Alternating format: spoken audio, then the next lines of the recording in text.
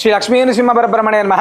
భద్రాద్రి దివ్యక్షేత్రంలో కల్పవృక్ష నారసింహ స్వామివారి సన్నిధిలో అత్యంత విశేషంగా చైత్ర బహుళ అమావాస్య ఆదివారం అమావాస్య సందర్భంగా ఈ యొక్క సంవత్సరంలో మొట్టమొదటి అమావాస్య, అదేవిధంగా మంత్రశాస్త్ర ప్రకారంగా జ్యోతిశాస్త్ర ప్రకారంగా ఆదివారం అమావాస్య అనేటువంటిది అత్యంత విశేషం.